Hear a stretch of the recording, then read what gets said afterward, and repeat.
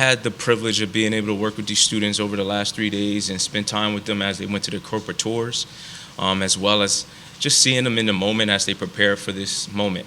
And I just wanted to just say how much I appreciate the opportunity that PPS has provided for Cornell as well as these students to come here and be able to experience this professional experience. And one of the things that I just wanted to say is that to be able to see their growth over the last 3 days in terms of meeting with the corporate sponsors and asking incredible questions all throughout this weekend, that's something that has stood out to every single person that I met with. That speaks volumes to your future, your potential, and where you guys are headed, and the support that you guys have from everyone that has been a part of this weekend. So I just want to stress the significance of this moment and why we're here. We're here for you guys. So I just want to preference the presentation before and say that, and I just want to say good luck and go forward. Thank you, guys.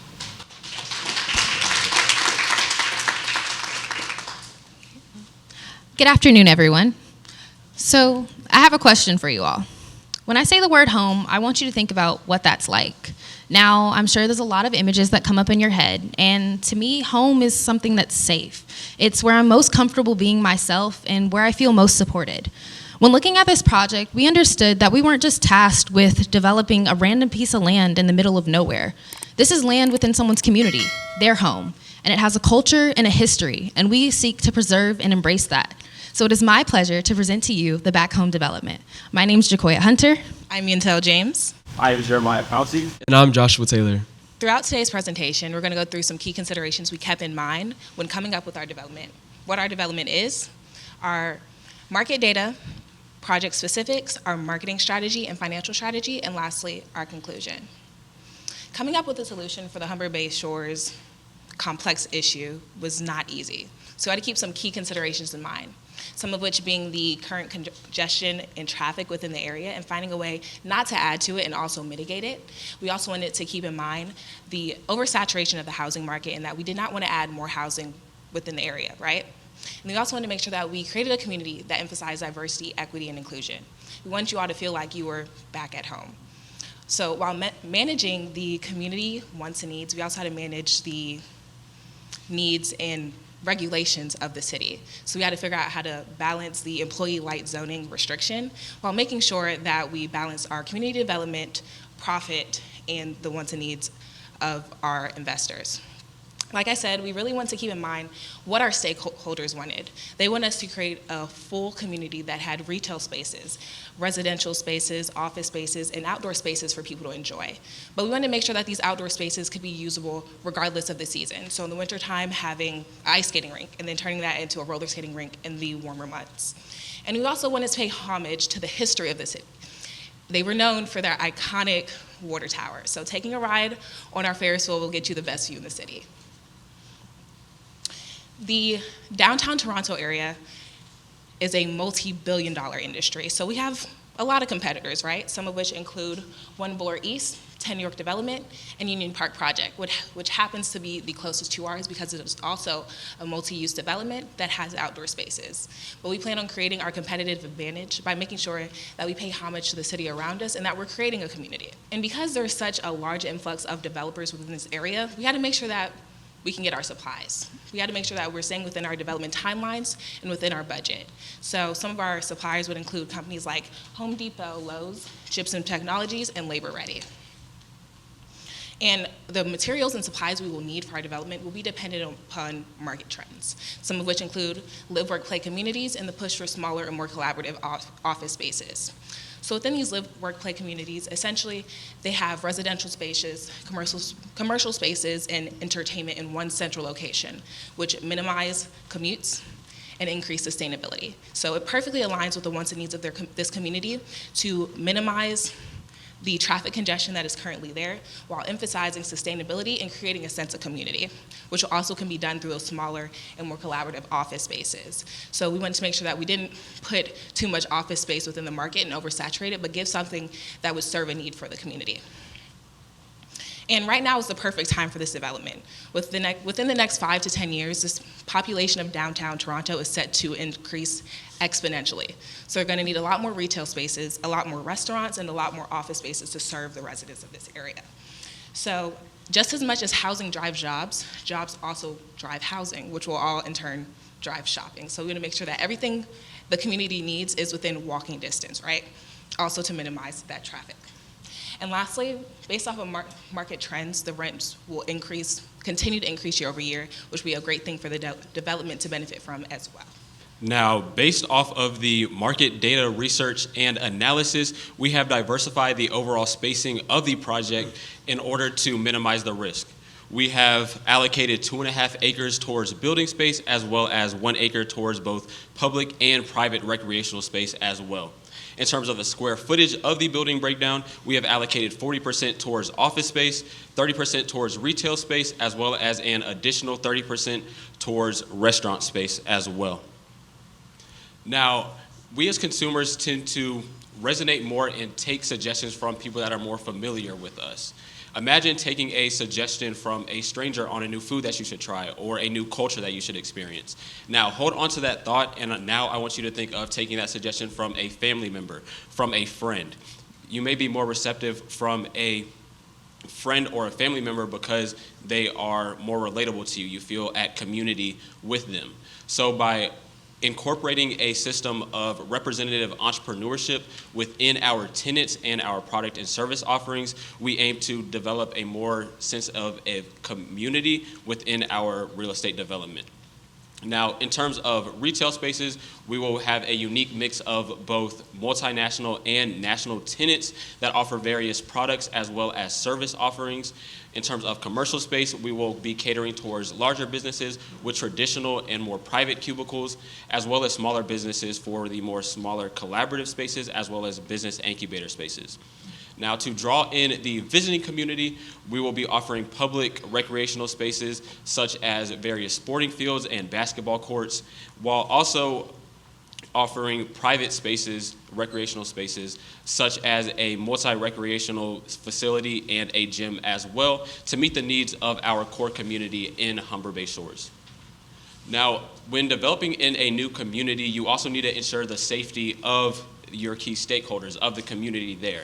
So with the increased number of young families in the community, we have strategically placed 2 above-ground parking decks in the back left and right corners of the development in order to keep the cars and traffic out of the way of the children in the area. We have also considered a below-ground parking option to further ensure their safety, as well as free up more space above ground for additional development as well. In terms of ESG, we are going to incorporate gray water reuse, which is a big emphasis within the city of Toronto and Humber Bay Shores throughout all of our businesses, as well as various renewable energy sources to help the city of Toronto reach a goal of net zero by 2040.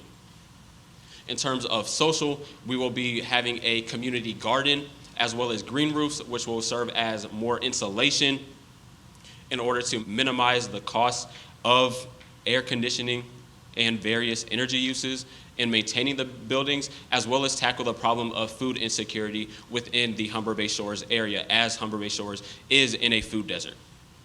Now, governance is hard to quantify, and in terms of the governance, we will be putting a heavy emphasis on DEI, the transparency, ethics, and values as well. Now, DEI is not the whipped cream on top of the cake. The DEI is the cake. So from the inception and the thought of the project to the actual development and growth and scaling of the project, we will be incorporating DEI in various values and ethics when selecting the tenants, as well as throughout the other processes that will make this development be able to come to life. Putting a heavy emphasis on DEI, the transparency, ethics, and values as well. Now, DEI is not the whipped cream on top of the cake. The DEI is the cake. So from the inception and the thought of the project to the actual development and growth and scaling of the project, we will be incorporating DEI in various values and ethics when selecting the tenants, as well as throughout the other processes that will make this development be able to come to life. Now, Back Home Development seeks to create a community feel within the Humber Bay Shores neighborhood. Now, we noticed two key drivers of the growth of this neighborhood, one being the young professionals that are just beginning their careers and the older, more established professionals that are nearing the end of theirs. Now, at first glance, these two groups may seem vastly different, but they actually share similar values. They value spending quality time with their loved ones and a sense of peace. We're incorporating this through our development by creating a space that allows people to get outside of their homes, whether it's lounging outside in our recreational areas, dining with friends and family in our retail and restaurant areas, or just getting work done in our office spaces. For the peace aspect, we're reducing traffic, as we've mentioned, with the road going through our development that leads to a couple of parking decks, because we're all in New York City and we've noticed that increased traffic can lead to chaos and is not at all peaceful. We also noticed that there's a large immigrant population in this area, and we really wanted them to be celebrated, not just in our decor and design, but from the core of what we're doing. So in the initiatives that we're having, the events that we're hosting, and even the vendors that we're selecting for this space, we want this culture to be celebrated all throughout. So how do we plan on doing this? Our marketing strategy actually comprises of two components. We have our organic side and our paid side. This organic side is referring to all of those things that we're doing to drive traffic, foot traffic that is, into the area without actually increasing our costs. One of the ways that we're doing this is with our Ferris wheel. Our Ferris wheel is actually large enough to be added to the Humber Bay Shores skyline, which currently consists of about 2 skyscrapers. So this is another driving factor. It's something that people are seeing all of the time. We also are in a residential area located around a lot of high-rises, so it's, again, our development is something that people are seeing constantly. We're always in the back of their mind, and of course they're going to come visit. And we'll also be leveraging Facebook not as a platform to just advertise, but to actually build relationships with the people in the community and allow them to foster relationships with one another as well.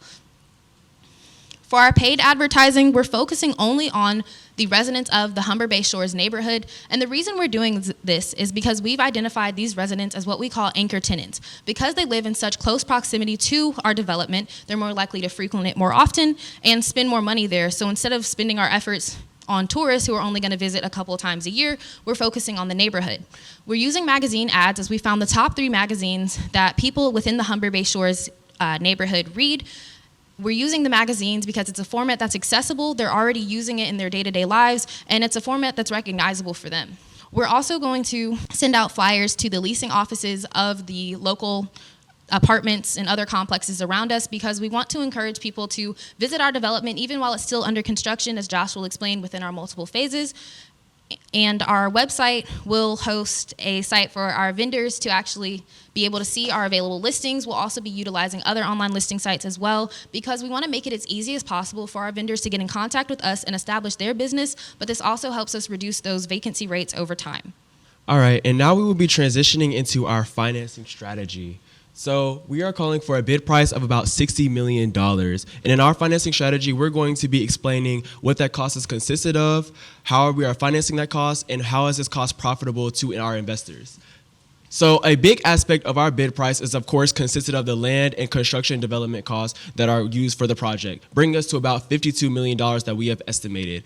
And our total cost being, as mentioned before, about $60 million, which includes our contingency factors, such as general contingencies, absorption rate contingencies, and our marketing and incentives that are added onto that cost to ensure that this property project is the most profitable that it can be. On this slide, you'll see a cost breakdown of all the different costs that we have allocated towards the construction of the project and our additional costs that align with our revenue generators, such as our Ferris wheel and our solar panels for the project itself. And on the left and right sides, you'll see a little more additional information which outline the square footage that we've allocated towards those things. Next, you'll see what we call our Big Five revenue generators of the things that we anticipate to generate the most revenue over the life of the project through our major 5 things. So the total projected revenue over the life of the project itself is going to be what we estimate about $206 million for the project. Next, we have our yearly investment breakdown. How are we financing this? How is this going to come to life? So we're going to be using 70% in leverage financing through debt and 30% through our equity financing from investors, our own investment, and third-party factors. One thing I would like to highlight is the 10% dividend rate, which we will be exercising a flexible method as it comes to dividends for investors that choose to either receive dividends over the life of the project or receive the return on investment after the sale of the project to make it more favorable for all types of investors. Next, we have our leverage internal rate of return and ROI. Based on the present value of the cash flows over the 5 years, we estimate an internal rate of return of about 32%, and then our return on investment after year 1 to be 11%. And now with all the cost of the expenses and the sales that we expect from the project, this is an outline of the income that we expect to receive over the life of the project based on an assumption level of completion and occupations for the project. And that concludes our financing strategy, bringing us to our conclusion. You cannot have innovation without also having creativity and functionality, which is why we created a space that allows people of all ages, across all backgrounds, and all income levels to enjoy. For inclusivity, that's what we're focusing on, because the area was already diverse, but we want to create a space where people feel comfortable being their best selves, expressing themselves in however they feel, and being able to share that as well. We've also made a space for women and minority-owned businesses to thrive within our development. We're doing our part for the environment by doing our ESG initiatives and also becoming LEED and BREEAM certified. And we're balancing our space because we've diversified our assets across all property types to help mitigate any risk.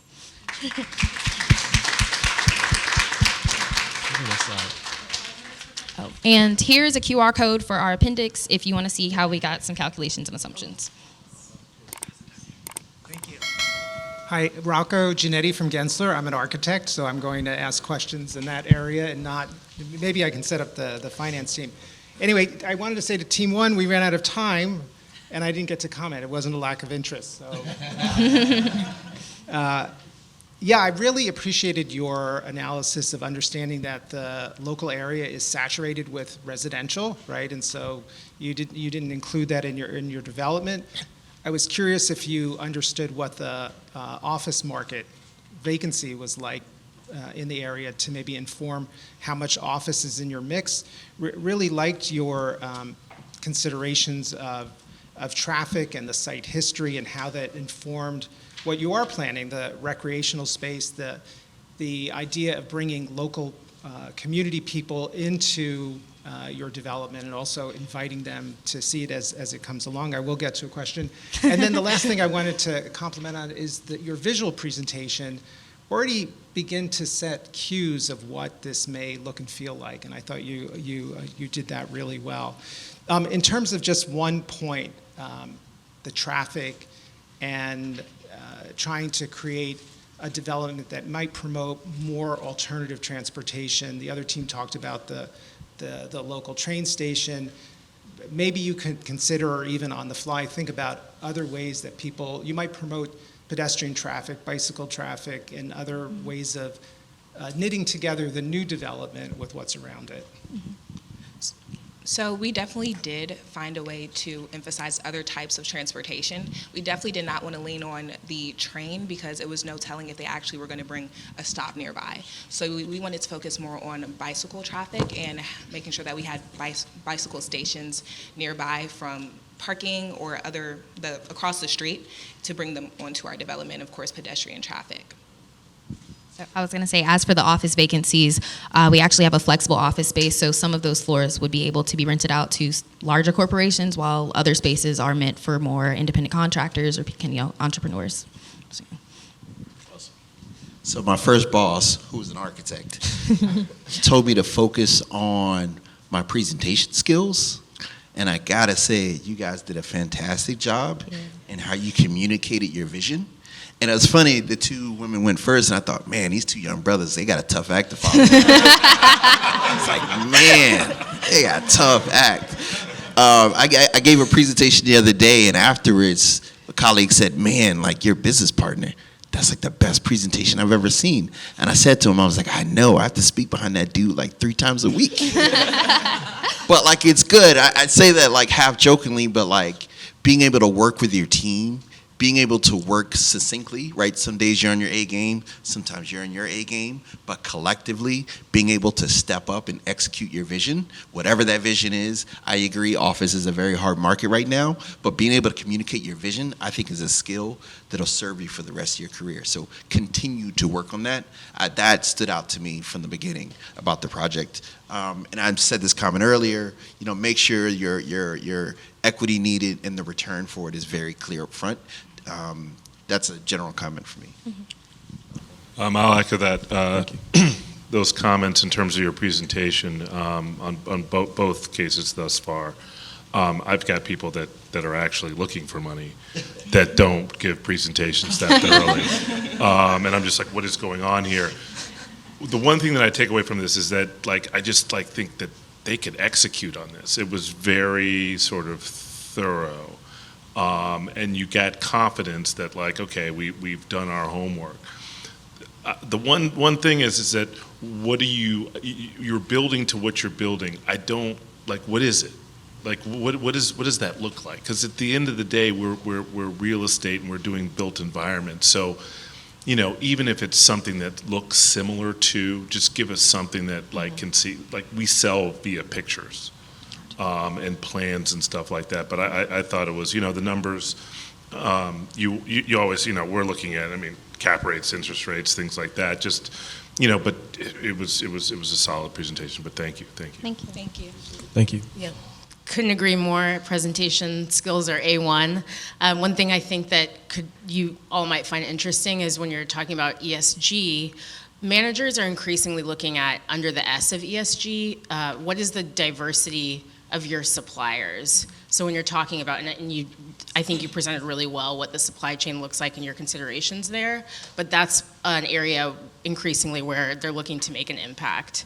So something to consider, but I thought it was fabulous. Thanks. Thank you. Thank you for that.